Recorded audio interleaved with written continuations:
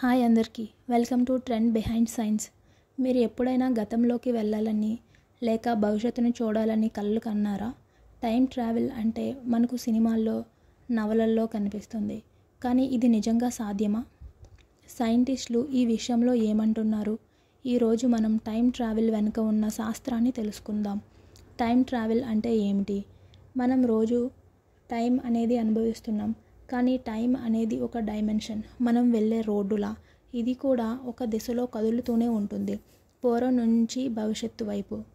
Einstein మనకి చెప్పారు, time అనేది స్థిరమైనది కాదు, ఇది మన స్పీడ్, గ్రావిటేషనల్ ఫోర్స్ ఆధారంగా మారవచ్చు అని.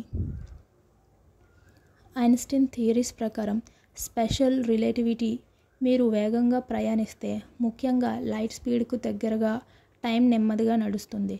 దీన్ని టైం డైలేషన్ అంటారు. ఉదాహరణకు, మీరు స్పేస్ షిప్లో 10 సంవత్సరాలు ప్రయాణిస్తే భూమిపై ఇప్పటికే 100 ఏళ్ళు గడిచిపోయి ఉండొచ్చు. ఇది భవిష్యత్తులోని టైం ట్రావెల్ చేయడమే. గ్రావిటీ మరియు టైం చూస్తే, జనరల్ రిలేటివిటీ ప్రకారం బలమైన గ్రావిటీ ఉన్న చోట టైం మరింత నెమ్మదిగా కదులుతుంది.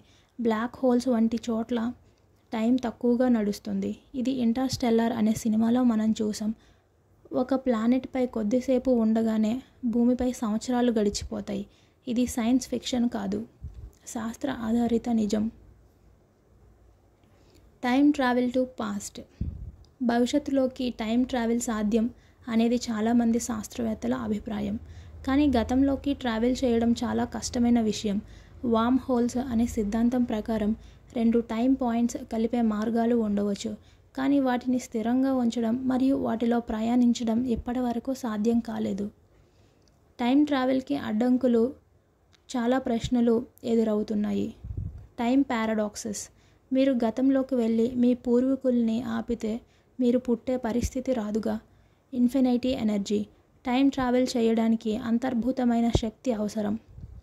సాంకేతిక పరిమితులు ఉన్నాయి, మన దగ్గర ఇంకా ఆ స్థాయి టెక్నాలజీ లేదు.